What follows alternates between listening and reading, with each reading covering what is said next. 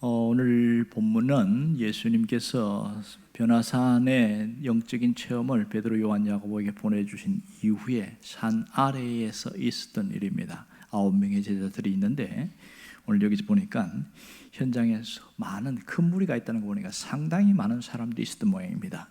그런데 변론하고 있었다 이렇게 말합니다. 이 변론이란 말은 논쟁을 했다는 뜻인데요. 누구하고 논쟁을 했을까요? 서기관들과 논쟁이 벌어진 거예요. 그 논쟁의 이유가 뭘까요? 핵심 뭐였죠? 이것이 예수님이 와서 묻잖아요. 너희가 무엇 때문에 변론을 하냐 이렇게 물으니까 오늘 17절에 뭐라고 이야기합니까? 한 아이가 있는데 이 아이 때문에 논쟁이 벌어졌습니다. 이런 얘기하고 옵니다. 이 아이의 상태가 어떻습니까? 자, 귀신이 들렸어요. 그리고 또 하나는 간질병이 있습니다. 자주 넘어지고. 그러니 하나는 영적인 문제, 하나는 정신적인 문제, 이것이 결합되었는데 이것이 오래되었다 이렇게 이야기합니다. 자, 문제는 논쟁이 된 이유가 뭘까요? 제자들이 그냥 예수님이 지금 산에 올라가셨는데 조금 기다립시다. 예수님 오시면 모든 문제 해결할 겁니다. 이러면 아무 논쟁이 될 필요 없지요. 그런데 내가 한번 해보겠다고 9명이 차례 했을 거예요. 그러나서 안 됐잖아요. 그러고 나서 한꺼번에 또 했었겠죠. 귀신을 내보려고. 그런데 못 고쳤어요. 그래서 논쟁거리가 된 겁니다. 왜냐하면 서기관들은 예수님조차도 귀신을 내어 쫓는 것에 대하여 상당히 부정적이었습니다. 그것은 하나님의 능력, 신적인 능력으로 하는 것이 아니라 귀신의 힘을 빌려서 내어 쫓는 거다. 이렇게 받아들였거든요. 예수님께도 그렇게 이야기하고. 그러니 제자들도 그렇다고 하는 거예요. 그러면 너희들이 한번 해봐라. 진짜 신적인 능력인지. 근데 제자들이 해보니까 안 되잖아요. 그거 봐라. 이건 대사기극이다. 이렇게 된 거예요. 난리가 난 겁니다. 이걸 어떻게 설명할 수도 없고 증명할 수도 없고 얼마나 답답하겠어요. 자, 이 제자들과 서기관들과의 논쟁이 벌어졌다 했을 때에 우리 식으로 이야기하면 말씨름이잖아요. 누가 이겼을까요? 서기관들은 뭐 하는 사람이죠? 그들은 평생 동안 성경만 연구하는 사람입니다. 성경을 달달다 외웠어요. 논리적이고 신학적이고 조직적이고 이성적인 이 사람을 어떻게 이길 수 있겠어요? 그러나 제자들은 학식이 딸려요. 단지 체험은 있습니다. 하지만 체험은 이성적인 사람 앞에는 못 따라갑니다. 그러니 일방적으로 당했다고 보는 게 맞겠죠. 너희들이 못하는 거 보니까 너희 선생인 그 예수라는 분도 이것은 가짜다 이렇게 하니까 아니라고 펄쩍펄쩍 뛰겠죠. 이렇게 옥신각신 되어 있는 겁니다. 자, 산에서 예수님이 내려왔을 때 놀랬다. 이 말은 이 서기관들이 예수님에 대해서 아주 안 좋은 말을 하니까 마음이 찔려갖고 놀란 거다. 이렇게 표현할 수 있겠죠.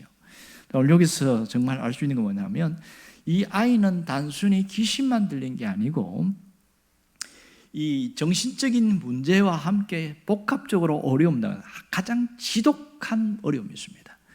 그런데 이 문제가 과거의 제자들이 예수님의 능력을 통해서 고치는 일이 있었는데 제자들의 가장 큰 문제는 이번에는 어떻게 해서 예수님의 능력을 자기들이 사용하는지를 모른 거예요. 그게 가장 큰 문제였던 거죠. 자, 여기서 보여주는 게 뭐냐면 지금 귀신 들린 아이를 보면서 사탄이 얼마나 강력한지를 보여주는데 하지만 사탄은 신이 아니라는 것을 정확하게 이야기를 하고 있습니다. 단순히 하나님이 만든 피조물 중에 영적인 존재로서 어떤 능력이 나타날 뿐이다. 이 사탄이 우리에게 주는 영향력은 굉장히 강력합니다. 믿는 사람들 믿지 않은 사람이든 휘젓고 다니는데 가장 휘젓고 다니는 게 뭐냐 하면 거짓이에요. 가장 강력한 거짓의 영이 있습니다. 여러분 믿는 사람 믿지 않은 사람을 휘젓고 다닐 때 어디를 타고 들어오는지 아세요? 사탄이 들어올 때는 생각을 타고 들어옵니다. 그런데 이성적이고 합리적인 것을 타고 들어오기 때문에 분별하지 못하는 사람들은 이게 사탄의 어떤 생각인지 잘 모를 때가 많아요. 그래서 많이 죽습니다.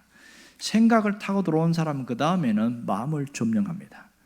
마음이 왔다 갔다 하는 사람이 아니고 점령당한 사람은 그 속에 영이 쑥 들어와 버려요. 그럴 때 귀신이 들린 거죠. 이 안타까운 현실이 여기 있습니다. 오늘 여기에서 우리가 마귀의 존재는 설명할 수는 없지만 있는 것은 사실이잖아요. 자, 이 마귀라는 존재가, 귀신이라는 존재가 얼마나 무섭냐면 그 사람이 갖고 있는 인격을 파괴하고 자유의지, 자율권을 파괴해버립니다. 그리고 한 가정에 이런 일이 생기면 가족 전체가 굉장히 어려움을 당합니다.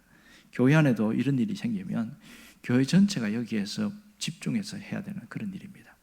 오늘 여기서 우리에게 잘 깨닫게 주는 게 뭐냐면 이 세상은 보이지 않는 전쟁터와 같다, 그 얘기합니다. 영적인 전쟁터가 이 세상이다, 그 얘기하는 거죠.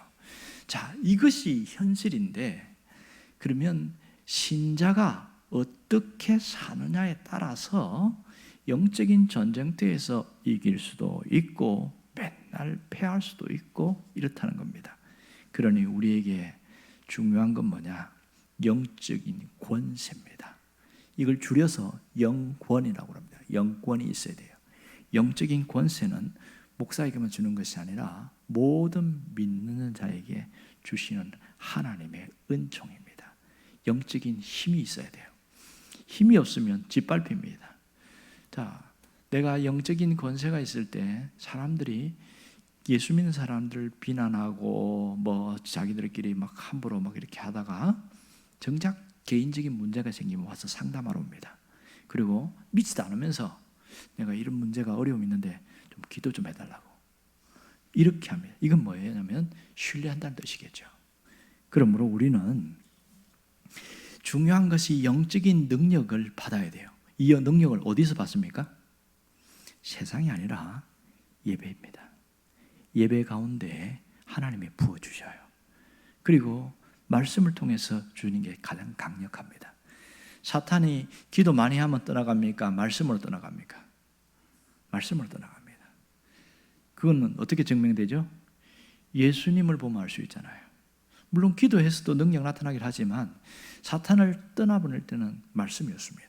예수님이 3가지 시험 당할 때에 3번 다 말씀을 가지고 물리쳤어요. 우리도 마찬가지예요. 영적인 권세에는 말씀에서 나옵니다. 내가 말씀으로 무장하고 있으면 사탄은 그 말씀에 들어가면 꼼짝을 못해요. 왜? 사탄이라는 존재 자체는 비진리이기 때문에 진리가 비진리와 부딪히면 비진리는 힘을 못 씁니다. 그래서 말씀이 강력하다고 그러는 겁니다. 하나님의 말씀이 그 사람 쑥 들어가면 사탄이 못 견뎌요. 그리고 참 재미있어요. 나가면 될 거 아니야 이럽니다. 나가면 될 거 아니야. 그래, 그럼 나가라 그래요. 말씀이 들어가면 이겨냅니다. 자, 우리는 언제나 하나님이 주신 영적인 권세가 있는데 문제는 사용하지 않는 사람들이 많아요. 사용하지 않은 것. 그 면허증도 장롱면허라고 있지요. 사용하지 않는 면허증, 장롱면허입니다. 그러나 오랫동안 사용한 사람은 뭐라고 하냐면 베스트 드라이버, 베테랑이라고 합니다. 무슨 차이가 있을까요? 끄집어내는 거죠. 가장 먼저는 자기 자신입니다. 현실에 나갔을 때에 주님, 세상에서 내가 사람들과 환경과 여기에서 짓눌리지 않게 해주세요. 예수 이름으로 이기게 해주세요. 그것이 첫 번째입니다. 세상과 싸우는데 누가 싸우냐? 나 자신에게서 부딪히는 여러 가지 문제에서 예수 이름으로 일어나리라. 이게 중요합니다. 따라해봅시다. 예수 이름으로 승리하게 하옵소서. 그것이 여러분에게 선포되기를 바랍니다. 그러면 예수 이름의 권세가 여러분의 삶을 새롭게 하고 능력으로 나타날 줄 믿습니다. 기도하겠습니다.